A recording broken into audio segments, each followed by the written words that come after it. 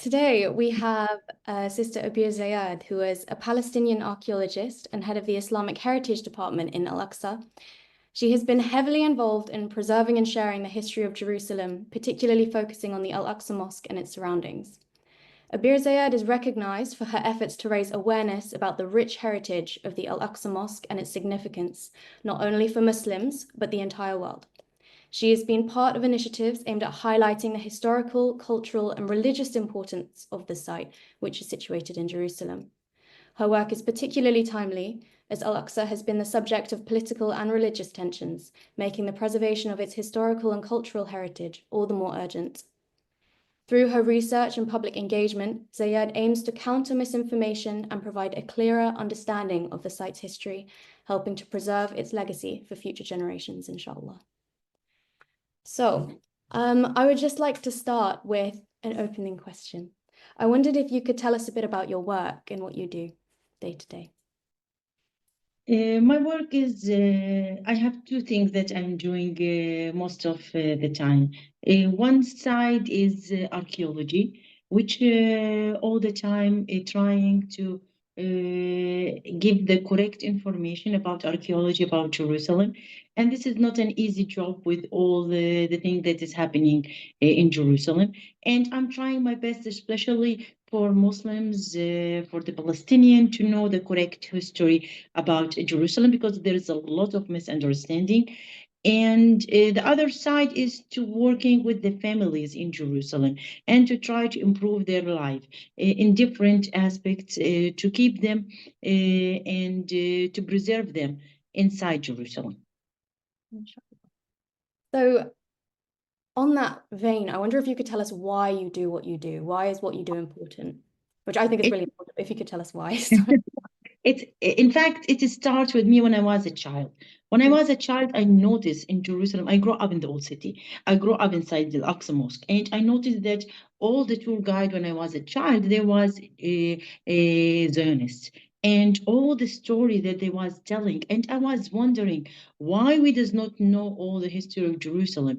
Why we does not know if what they are saying is correct or not. So from early age, I start planning to study archaeology and to take it as a mission for me to give the correct information for Jerusalem. So this was my dream since I was 12 years old. So all my life, it was for this goal since I was a child. And I try my best when I was a child to read in everything. And after that, when I become 18, I start studying archaeology in one side, and the other side, I started studying as a tour guide. So I start working as a tour guide when I was 18. So now I'm 48. So it's 30 years of working in the same topic, and I still feeling that is not enough. There is a lot of information about Jerusalem. I still studying every day about Jerusalem, especially with all the new excavation. And in the same time, it is still there is a lot of misunderstanding, even between the Palestinians themselves, even between the Palestinians that are daily inside the Al-Aqsa Mosque. Interesting. So, what would you say, what is it like working presently as a Palestinian archaeologist in Al Aqsa Mosque day to day? It's a challenge. It's a huge challenge. I was the first female tour guide in all Jerusalem for the Palestinian. It was a challenge in all the time, and it is still a challenge because the Israeli does not want you to tell the truth. Also, the other tour guides, when you do the tours for free, they do not like that because it affects their business.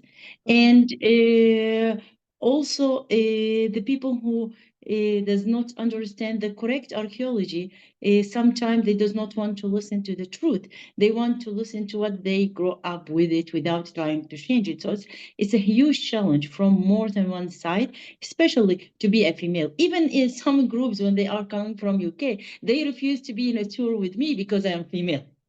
They want a male to give them the tour, and they does not understand that I'm better for them than the one that they go with him, but they go with the male. So to be a tour guide as a female in a religious place, in very important place, and under occupation is not easy. Even I was punished many times from the Israeli for my articles or for my tour guide, and I've been in prison many times because of that.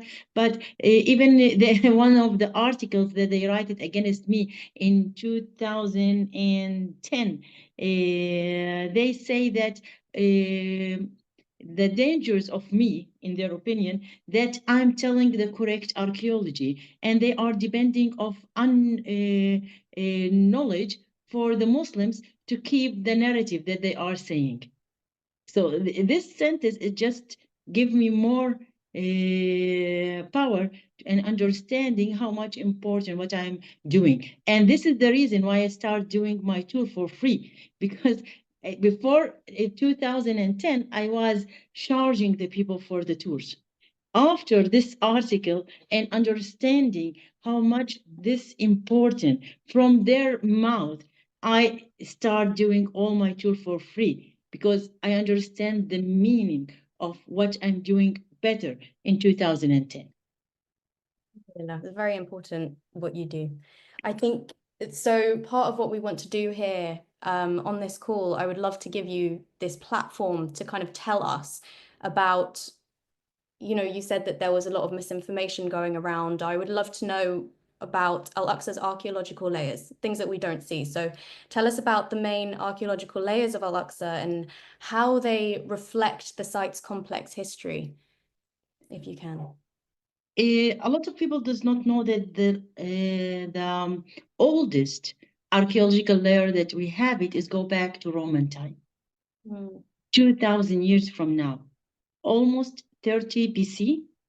The building was a start building, and it was a start building by a Palestinian king from the Edomian tribe. His name is Herod. He is known by the Christian, by the Jew, because he's the one that tried to kill Isa alayhi salam when he born. So this Palestinian king, he was a very great builder, and he built in all Palestine. And this building was one of his building. So this is the oldest archaeological building that or remains that you have it inside Al Aqsa Mosque and on underground of Al Aqsa Mosque. Israel and before Israel, UK, they start digging underneath of the mosque since the British occupation. And there is many archaeologists from UK, they make studies and excavation under and around Al-Aqsa Mosque. One of them and the most famous one is Kathleen Canyon. So all these, they start these excavation to try to prove that there is something oldest than the Roman time. And they dig a lot underneath of Al-Aqsa Mosque. And after that, in 1967, the Israeli continued digging, but till today, and what till today was proved that the oldest archaeological building that was found, it was found by the Roman. So the Roman, the building that was built by this Palestinian king, it was built 30 BC and it was destroyed 70 AD. So less than 100 years it was in use. And it stayed destroyed because of Isa alayhi salam till the Muslims came. What the connection? The connection that in the Bible, Isa alayhi salam stand on Olive Mountain and he look on the direction of Al-Aqsa Mosque and he says that Jerusalem will be destroyed and there will be no stone on a stone in it. So the city was destroyed at 70 AD as Isa alayhi salam say. And when it was rebuilt again, they kept this place, which Isa alayhi salam was looking at it from Olive Mountain destroyed. So all the historical time that Christian was the main religion in Jerusalem, this place was keeping destroyed, and the place that they threw all the things that they does not want in it till the Muslims came. So till the Muslims, between the Roman and the Muslim, there is nobody was using this area. So the second layer after the Roman, it will be early Islamic time, especially by the time of Bani Umayyah, who was the greatest builder in all Levant country. So after that, of course, all the Muslims historical time from Bani Umayyah till the Ottoman till today. So all these layers, all these archaeological remain, you can see all the the Islamic history inside Al-Aqsa Mosque with a lot of building. And you can also learn about a lot of leaders and a lot of changing, even in the mentality of the people with history, just from visiting Al-Aqsa Mosque and understanding the buildings inside the Al-Aqsa Mosque. And just on the back of that, Sister Abeer, there's a narrative of Sulaiman alayhi salam being involved with the jinn creating the masjid at one point in time. Um, where does that fit into the sort of archaeology that you work in? Is there anything that you've been able to connect the two together, or is this something that we kindly have to rely solely on our faith and our beliefs rather than something material? Let's start like this. We as a Muslim, we believe that the first building for Al-Aqsa Mosque, it was 40 years after Kaaba. And this is a hadith, sahih, so we take it. We does not ask about it. The Mufassirin say that it could be by al-Malaika. Some Mufassirin say it's by Adam alayhi salam. How it was built, which material they use, we does not know. We does not have details about it, but it's a hadith sahih, so we take it. We does not ask more questions. When we come to Sulaiman alayhi salam, we have a different story. Of course, we believe that Sulaiman alayhi salam was served by jinn. And we believe that they was building a building, but in the Quran and in the hadith is not mentioned which building and is not mentioned where. To say that Sulaiman alayhi salam built Al-Aqsa Mosque, this is something else. We have some hadith that are weak hadith, not a strong one, that he built Al-Aqsa Mosque or something in Jerusalem. So it could be, we does not know, we does not have archaeological evidence for it. But even if Sulaiman alayhi salam came and built a building in the place of Al-Aqsa Mosque, that does not mean that his kingdom was in Palestine. As a kingdom, we can say that there was no kingdom for Sulaiman or Dawood or Bani Israel in Palestine. It was proved that this is not correct. So Sulaiman alayhi salam himself could come and build something. This is something we can take it as a Muslim, but does not mean that their kingdom was there.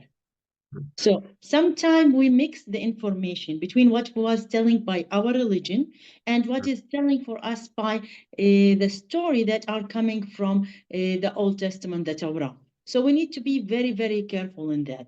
That does not mean that we are looking less to Sulaiman alayhi salam, but if you look about when we are normal speaking about the Al-Aqsa Mosque, all the time we are thinking about Sulaiman and Dawood alayhim salam.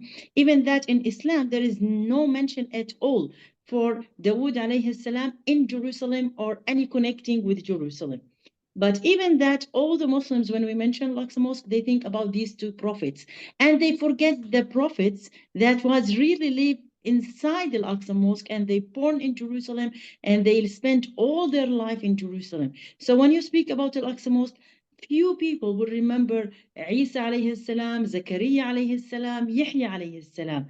So these ones, these prophets spent all their life in Al-Aqsa Mosque.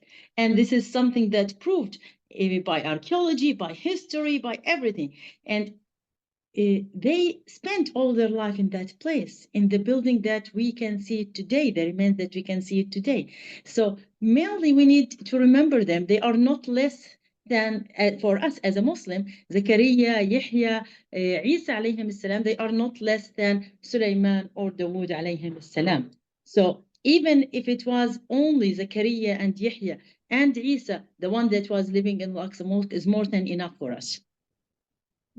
Jazakallah, very beautiful response. And actually, that changes probably the narrative for many people that I know, at least, where we grow up hearing about Sulaiman alayhi salam and Dawood alayhi salam being involved in Masjid Al Aqsa. But like you said, we forget about the core narratives of Maryam, of Isa, of Zakaria and Yahya. So that was a very beautiful response, Jazakallah. Um, The thing that, sorry about this, but the thing that a lot of time when we was children, we learn a lot of story about the prophets depending on the Torah. And today, archaeology prove a lot of these information that was given for us by this story that is not correct. So we need to be very, very careful when we speak about any prophet. So always try to go back to the Quran, to the Sunnah, to the evidence. If there is something, as I said before, mentioned in the Quran or mentioned on the Sunnah, we take it without asking question. But if it's not mentioned in the Quran and the Sunnah, we need to ask questions. Right. Perfect. So I have a follow-up question now. Masjid Al Aqsa is very important to us, just as is Masjid Al Nabawi, Masjid Al Haram. But what have you felt living in Palestine, working in the masjid, studying the masjid? How have you found a connection between these three masjids? And how do you find that Masjid Al Aqsa has its own significance, even though it's so far away from Masjid Al Nabawi and Masjid Al Haram in Mecca? First of all, Masjid Al Aqsa is part from our Aqidah. And this is something very important because we listen now to some people on the media speaking that this is not Al Aqsa Mosque or that Al Aqsa Mosque in the sky, or they're giving a place on Saudi Arabia and Ta'if saying that this is Al Aqsa Mosque. So we need to be very, very clear with that. That Al Aqsa Mosque is part from our Aqidah.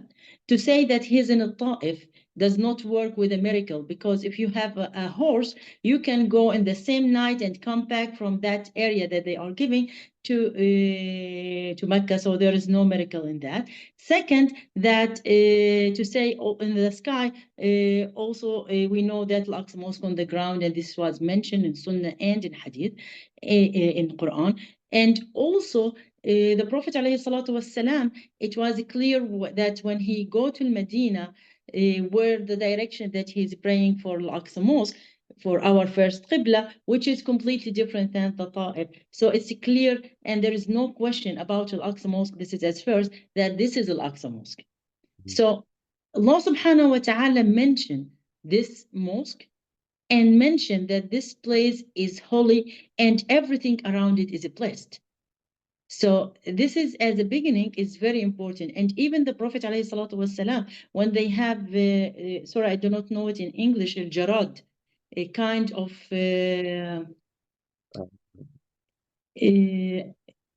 insect that eat everything.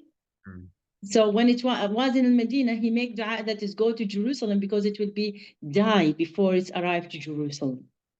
So some things that are blessed, but also he say that this will be a land of jihad, the land that the people who will be in this place, that people that they will be in jihad all their life. So just living in Jerusalem is jihad. This is what was told by our Prophet ﷺ. So Al-Aqsa Mosque is the closest point to the sky, as we understand, to the heaven. And this is the gate that our Prophet ﷺ used it in Laylat al-Isra wal Mi'raj to go up to the heaven. Second, that the only place in the whole world that gathered all the prophets at once together to perform a prayer is in Al-Aqsa Mosque, not in Mecca, not in Medina. Third, that Al-Aqsa Mosque is our first Qibla. So you can't be a Muslim if you does not believe in Al-Aqsa Mosque. So it's part from your Aqidah. You can't just ignore it.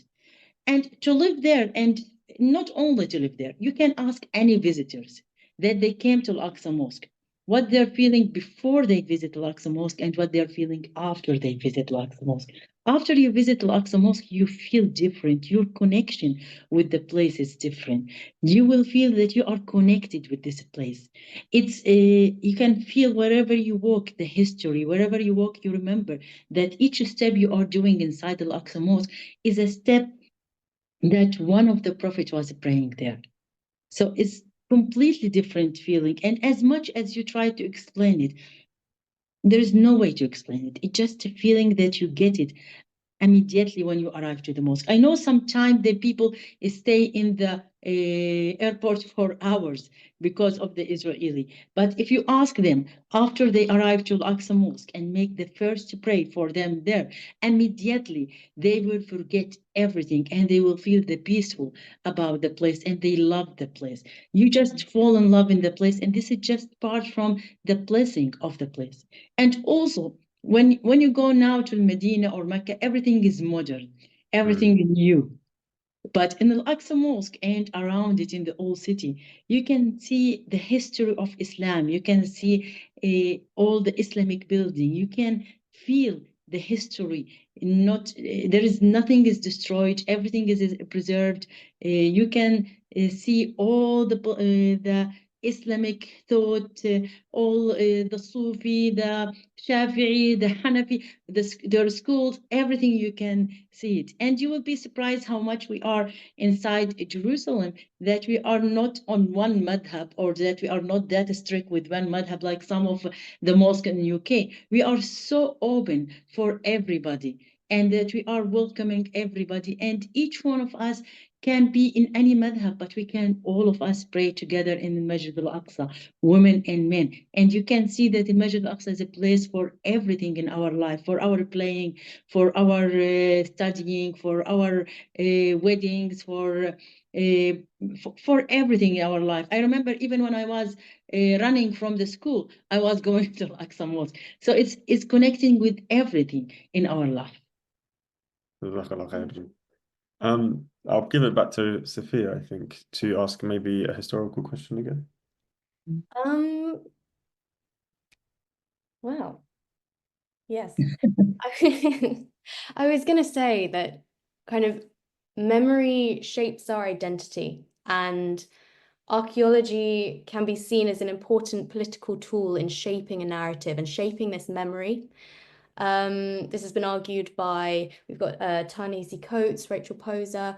These, like, given your work as an archaeologist in Jerusalem, how do you navigate this intersection of archaeology, national identity, and this political struggle as well? All of it is connected with each other. For example, when you are speaking about the Buraq wall, when you speak about it, immediately you will speak about religion, but also you will speak about the history, because this wall is the wall that our Prophet ﷺ tied his buraq with it. So it's important from religion point of view. When you continue explaining about the wall, you will explain that this is from the Roman time, and that the Zionists try to say to the world that this is from the time of Sulaiman alayhi salam, but it was proved that it's from the time of the Roman. You will go immediately to speak about the revolution that in 1929, the Zionists tried to bring tables and equipment in that area. The Palestinians refused, the one who are living in that area. The British army attacked us and killed our women in that day, who tried to stop this Zionists. And we start a huge revolution, which we call it the Buraq Revolution. And that at the end, we go to the national court, which is say that this wall is belong for Muslim. And you will speak also about the occupation, how they enter in 1967 and they destroyed the whole neighborhood, and how they killed the people in that neighborhood, and they take it to make this platform, and that now they call it the Western Wall, and that even the UNESCO have a statement about that wall that is a Palestinian heritage. So just one wall can tell you the history, religion, archaeology, and political revolution in just one sentence. So everything inside the Al-Aqsa Mosque, each building can tell you and can connect it with the daily life. Even if you speak about the Crusaders, how they enter, how they killed the people in Jerusalem, immediately we will remember what is happening now in Palestine. The number of the people that was killed in Jerusalem and in whole Palestine, and we have 3 Khalifa in that time, and none of them moved to protect Al-Aqsa Mosque or to protect the Muslims. And they left us more than 80 years under this killing, under the occupation, till Salah ad-Din came. So Everything, even if it was not speaking about what is happening today, any story you are speaking about, it will be connected with the situation now, and it will give you moral, give you history, give you study. And it's very important also when you are teaching this to tell or speak about the history. Sometimes I try to mention some mistakes that had been done by leaders like Salah ad-Din. Why I like to speak about the mistakes? Because sometimes when we speak about these heroes, we make them that they never done any mistakes, and this is make it more hard for the new generation to look up to them. Because if they done any mistake, they will say, oh, I will never be. But if they learn the correct history and how many mistakes had done by Salah ad-Din before he become the character of hero that have liberation for Al-Aqsa Mosque, they will understand that even if they done mistakes, they still have opportunity to be hero. So this is very important to understand. So history is connected in everything with your life. So Al-Aqsa Mosque is, you can study just not only about archaeology, history, even about the personality of how you can be. You can learn it when you visit Al-Aqsa Mosque. And I have a question because, when alhamdulillah, I've managed to visit Medina and Makkah multiple times, and sometimes when you're there, you speak to the local residents, and they admit sometimes they forget about the barakah that is in the masjid, and they almost just enter without thinking sometimes. With a place like Al Aqsa, how much is this at the forefront of your mind and the people of Palestine when they visit the masjid? Do you feel that there is this sense of every time they enter the masjid, they remember the significance, or has that become quite difficult with all the political tensions and the stress around them? And let's say that the Palestinians are different categories now. Some of them, they grow up without ability to enter to Al-Aqsa Mosque at all. Mm. But even that, all the Palestinian, as even the Israel army is saying that when they enter any house in Gaza, the main picture was inside each house they demolished inside Gaza. It was Al-Aqsa Mosque photo. So Al-Aqsa Mosque is part from our identity as a Palestinian, and each one of us appreciate the coming to Al-Aqsa Mosque, and you need to see the happiness for the Palestinian when they enter for the first time to the place. For us as a Jerusalem, because we grow up in the place, maybe it's little different because it's a daily thing for us. But also, when anything happened to Al-Aqsa Mosque, you can see that Jerusalem people are willing to do everything for Al-Aqsa Mosque. And there was many stories about that. I remember a few stories. One of the story, I was just a child, and it was in 1989. There was attacking for Al-Aqsa Mosque. And, when we have any problem in Al-Aqsa Mosque, the muaddin will go to Adhan. So if you hear the adhan and it's not the time of the prayer, that means Al-Aqsa Mosque is in danger. So I was coming back from the school. They sent us back homes. The muaddin was saying Hayya ala al-jihad, and I seen 3 men running to Al-Aqsa Mosque. I still remember them very well. One of them was wearing his trousers in the street, and he was running in the direction of the mosque. The second one, he was holding his shoe, and he's running to the mosque.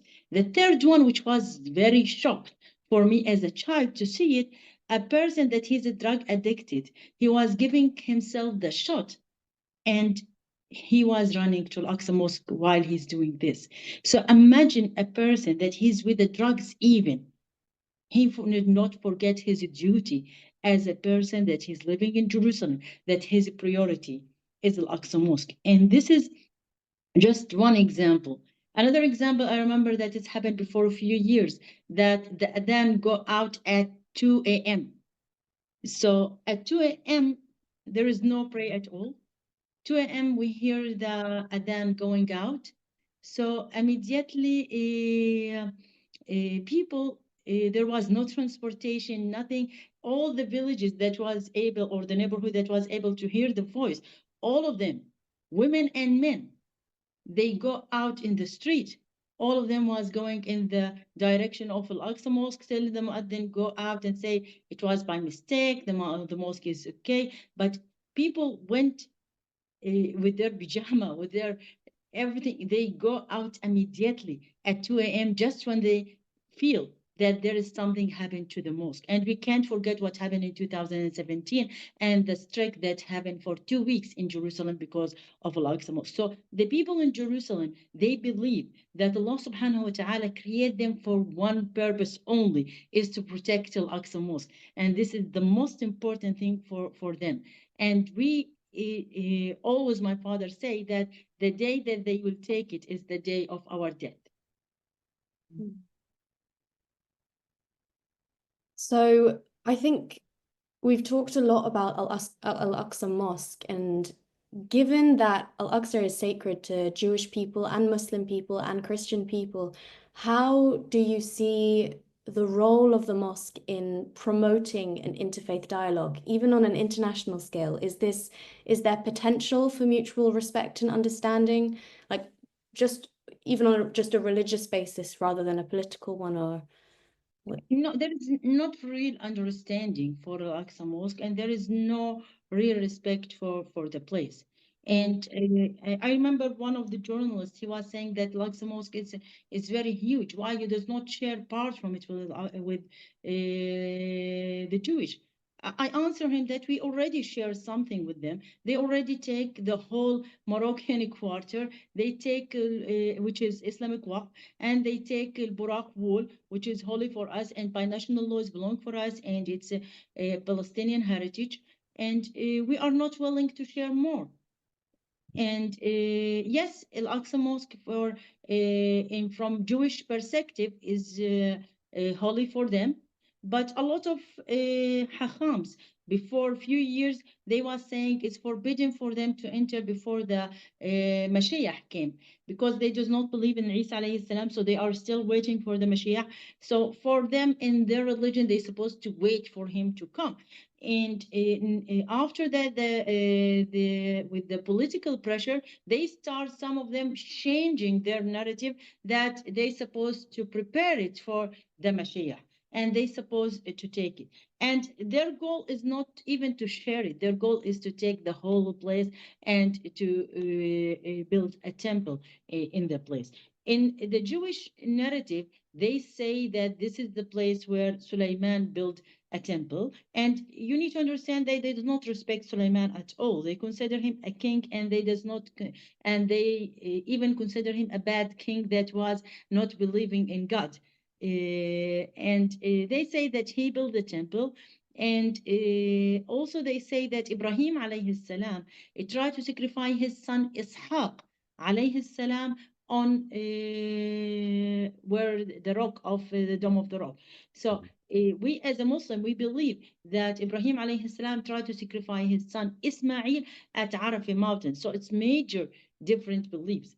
And even the prophet that we believe that there was in Al-Aqsa Mosque, like Zakaria, Yahya, Isa alayhi salam, they does not respect any one of them, and they does not believe in any one of them. So they even when we speak about the archaeology now, and we connected with political and religion, the building itself that we have the archaeological evidence for it, it was built by a Palestinian king.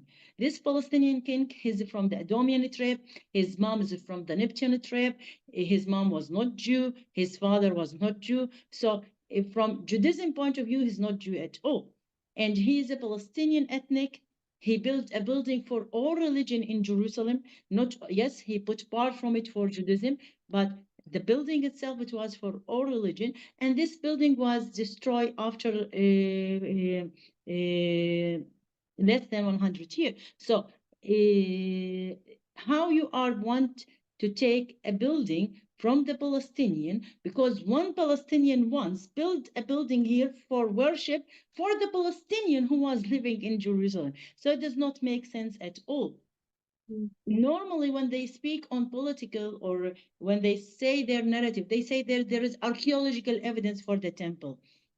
And when you ask them which temple, they will say the second temple. So There is no first temple to say a second temple. Use the correct term. It's Herod temple. And when you start discussing with them about the ethnic of Herod or the religion of Herod, they will start running from these questions because they does not want the people to understand that the word of temple is mean a place for worship. It does not mean it's for Judaism or other religion. And the majority of Palestine in that time was not Judaism. And even if that in a third of Palestine in that historical time was in Judaism religion, but these are the same people who shifted their religion after that to Christianity, and after that they shift their religion to Islam. So changing your religion does not changing your ethnic, and it does not make sense that, for example, now if I say that I believe in these gods of the Vikings, okay? If I say that I believe in them, so I have the right to kick the Swedish people from their land and to take their land because they does not believe in their gods anymore. They changed their religion to Christianity. So it does not make sense. Mm. So it's the same. We change our religion, but we does not change our ethnic. That does not give anyone the right to take the land from us. And it's any DNA test can prove that we are the same ethnic that was here, that was from the beginning as a Canaanite till today. And any archaeological, any DNA test can prove that Jewish are coming from different ethnic background, and they are not from one ethnic group. Judaism is a religion. We as a Muslim, we respect all religion. We does not have a problem with any religion. Our problem is with the occupation. Our problem is with taking our land and kick us out from it, taking our mosque and say that it's belong for them. This is our problem. So I think that leads us to kind of the final part before we open up for Q&A.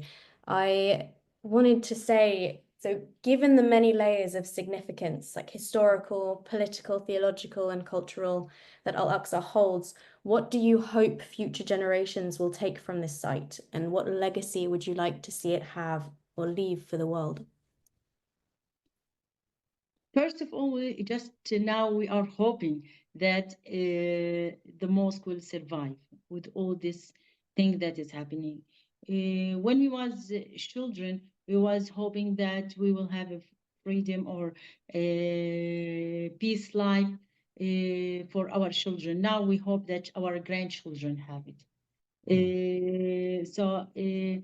We does not think a lot about the legacy that we can lift it. We are thinking more about preserving what we have now and to protect it, what we have now. You can't understand how much we are feeling hopeless, how much we are feeling depression with all what is happening, even with the new thing that is happening today and the new rules that they are applying on the West Bank. And we know that the hardest time is still coming. All what you're seeing is just the first scene from the horror that is coming for us. We just want to preserve what we have now. Mhm. And we ask Allah to preserve the people of Masjid Al Aqsa, to preserve the Masjid itself, and to continue to give us patience and hope in His ultimate mercy, His power, His decree. Because of course we all rely on Allah, and it's very difficult. I can imagine going through the pains of the day to day and holding on to that rope. But no doubt the people of Palestine, the people of Masjid Al Aqsa, the West Bank and in Gaza have shown that tawakkul, and it's a lesson for all of us. And yourself included, you are a teacher for us, a sign of inspiration. So Jazakallah khair for answering all of our questions. We have some questions now from the audience. And if you are patient with us over the next 10 to 15 minutes, we'll try to go through as many as possible. So I think this is a nice. A sister has asked, have you written a book about the knowledge you have, knowledge and work over the last 30 years? They said it would be an excellent book. In fact, I start writing a book and I start doing some videos just before the war. And when the war started, I stopped everything. I feel that there is no meaning for doing anything now when all this genocide is happening. But a lot of people had spoke with me that I supposed to go back to what I was doing from the videos to continue the book because it's very, very important. And I hope that I will have the courage to be able to do it again, even with all these things that is happening. But even the food is not just nice, so it's very hard to be able to do anything now. But I hope that I will have the courage to be able to finish it, inshallah. Inshallah. Inshallah. And about this one's a nice question about the archaeology. I think whilst we wait for the book, maybe you could tell us about some of the most remarkable discoveries that archaeologists have made in and around Masjid Al Aqsa already that you've seen. The most nice thing that I like it now, that it's proved that Jerusalem was established 10,000 years ago. So it's when Zionists go everywhere and say that they was in Jerusalem before 3,000 years ago, there is 7,000 years ago before that date that they are giving that we was existing in it. And even the date that they're giving, there is no archaeological proof for it, but there is archaeological proof all the time for our continuity of living. So you are speaking about 10,000 years of living in Jerusalem. And this is amazing. We know other areas around Jerusalem or in Palestine that are more older than this date. But to know that Jerusalem itself was established 10,000 years ago, it's amazing. And to know that all their excavation and the main thing that they excavate till today and the major things is going back to Christian and Muslims. It's amazing. I like one of the sites that it was discovered for 20 years, which is speaking of, it's a church which is very, very similar to the Dome of the Rock, called the Kathisma. And this church, it's speaking about the time that Maryam alayhi salam was going to have her child, the pain, when she had the pain and she have the palm tree. And it's the only church in all Jerusalem that have a mosaic with palm tree. And Wow. this church had been destroyed before the Muslims arrived to Palestine. So that means that even the Christian, at the beginning of Christianity, they was understanding the palm tree about and the connecting between palm tree and Maryam alayhi salam. But even this important site, because it's not important for them, they just neglected and they does not take care of this important church, was supposed to be for all the Christian pilgrims that they come to visit it. So they just neglected. It's in Jerusalem. I like it, but there is a lot of people they does not know about it at all. And we were talking briefly earlier about the story of Isra and Miraj when the Prophet ﷺ visited Masjid Al Aqsa. Do we know what the masjid looked like when he visited ﷺ and what was around when he visited? Sometimes when people come all the time, they say that the Prophet ﷺ described how many windows and such things. If you go back to the hadith, you will not find exactly how our Prophet ﷺ described Al-Aqsa Mosque. The hadith say that he described, but what he described, the description that he gave it, we does not have it in the hadith. But what we know from archaeology and from history, that what was in the time of our Prophet ﷺ, mainly the walls of Al-Aqsa Mosque and some of the gates, Rahma Gate, Sakina Gate, Rahma, yes, Rahma Gate, and also the double gate underneath of the Qibli and the gate next to Al-Buraq wall. These gates was exist, and the wall in that area, the basement was exist when our Prophet ﷺ came. And of course, the city around it, some of it is still the building that was in the time of the Prophet ﷺ is still exists, but the majority of it had been changed. But these exactly gates, exactly walls is still exactly like it was in the time of our Prophet ﷺ, and it's the same gate that was exist in the time of Zakaria, Yahya, Isa alayhi salam. So when you look at these gates, when you pass these gates, you need to remember that these prophets seen it, and maybe they passed through it in the same way that you are passing now. One question. My question is, how can we preserve this history, archaeology, and art in Palestine for the generations to come? Maybe, as you said, we need to write the correct narrative without depending on the Torah at all about Al Aqsa Mosque, and to make more education session, videos, visiting, and try to pass this information to the new generation. It's very important when you come to Jerusalem to bring your family with you, to bring your children, and your children with time, you will understand how much they will remember about Al Aqsa Mosque, and that their second visit, they will know information better than you in Al Aqsa Mosque. So it's bringing your children, trying to educate about Al Aqsa Mosque is very, very important. It's very important to make all the people remember that Al Aqsa Mosque is Aqidah. This is very important, and to keep it like that. You can't be a Muslim without believing in Al Aqsa Mosque. And how safe would you say it is right now for families to visit?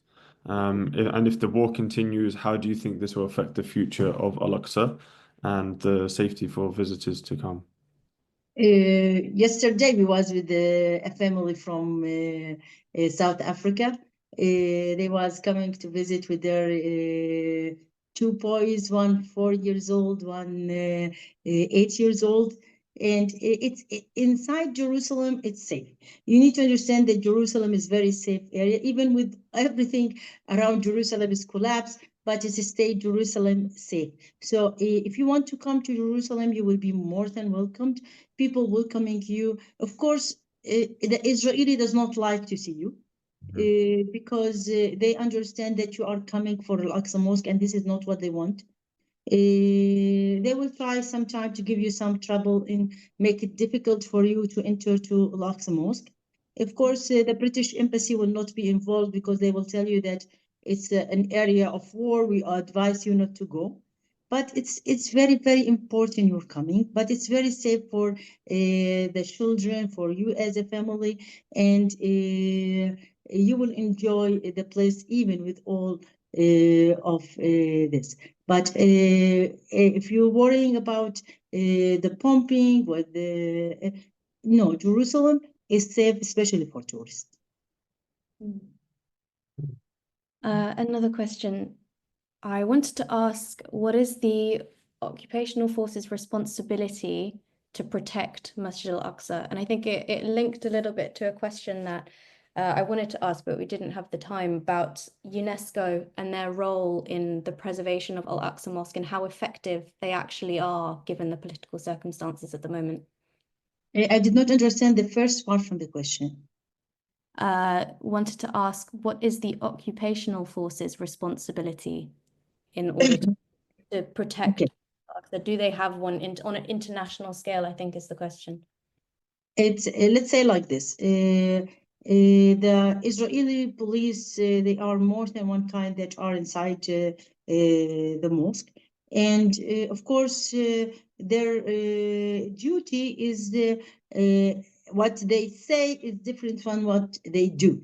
So what they say that they are for protecting the mosque, but the fact that they mainly to stop the Muslims, to make our life harder, and to protect the Zionists who are attacking the mosque and asking for demolishing Al Aqsa Mosque and praying inside the Al Aqsa Mosque. And if any one of us even pass while they are walking, they will push him or beat him. So it's not what they are saying is something, what they are doing is something else. Of course, there is a stethoscope supposed to be preserved from 1967, but Israel had done a lot of change since that time, and they are involved in anything. We can't even put a chair inside the mosque without the permission from the Israeli, and this is very, very hard. And each year it's become more and more difficult. About the UNESCO have already says that all Jerusalem, the old city, not only Al Aqsa Mosque, all of it is registered as one of historical sites in the name of Jordan.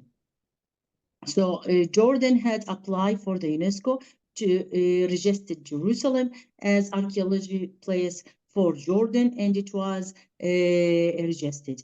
Of course, the UNESCO are not welcomed at all by the Israeli, and they kicked them more than once, and they did not allow for them to see any of the excavation that they are doing underneath of the mosque, because all the time they say that they are not digging underneath of the mosque, and if you look from the walls, you can see them walking underneath of the mosque. And some of us was able to enter to these tunnels, and we can know that it's underneath of the mosque, and it's affect the foundation of the mosque and the foundation of the majority of the Muslim quarter.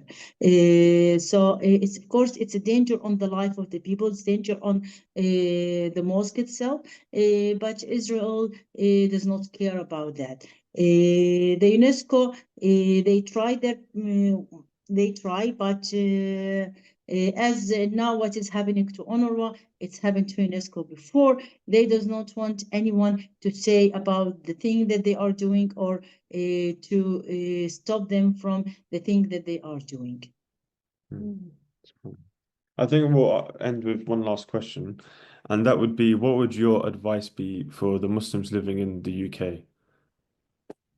To come to visit Al Aqsa Mosque. This is an order from our Prophet ﷺ. Second, try to learn as much as you can about Al Aqsa Mosque and to teach your children. Try to come, try to visit. When you come to Al Aqsa Mosque, try to choose a guide that are educated. And I know that some guide, they are taking a lot of money, or they saying for as beginning fi sabilillah, and after that they asking you for money. So you need to make sure clearly before you start any tour with anyone that the charge that they are giving for it. I'm happy to do it for everybody. So anyone who would like, I can do it for free for them. But even if they want to use other guide, just make sure that they are educated, make sure that you have the correct information, ask for evidence, always ask for hadith or Quran. If anyone telling you any information about any prophet in Jerusalem or around it, or even out in other country, always ask for evidence. Our religion is a religion of evidence, a religion of thought. So what is mentioned in the Quran, what is mentioned in the Sunnah, we take it. So we need always to make sure from the information and to try to clarify our stories, our narrative, our religion from all the things that enter from the Torah to our religion. And yes, just the last thing is, if we were to ask you to be our guide, how could people get in touch? Because I'm sure there's many people that would love to. I think my phone number is public in UK. So anyone can have my phone number and send me a message. And inshallah, I will be trying my best to help him. And also, I have 2 offices. One is inside the mosque, one is outside of the mosque. So they can come also to the offices. Even if they lost my phone number, they lost my office, they can ask any Palestinian guard of Al Aqsa Mosque about me and ask for my phone number. People will give it directly to them. Thank you. Thank you so much for your time. You've been so generous with it, and we really, really appreciate it. And we've had about 106 people online just now, like not even looking at the, when it's been uploaded to YouTube. So alhamdulillah, you've reached a lot of people tonight. And you were talking about the legacy of Al Aqsa, you were talking about preserving the now, and you're doing an amazing job, mashallah. May this long continue, inshallah. Jazakumullah, and hope to see you very soon in Al Aqsa Mosque, inshallah. Inshallah, we would like that a lot. Inshallah. Jazakumullah khairan. Barakallahu feek.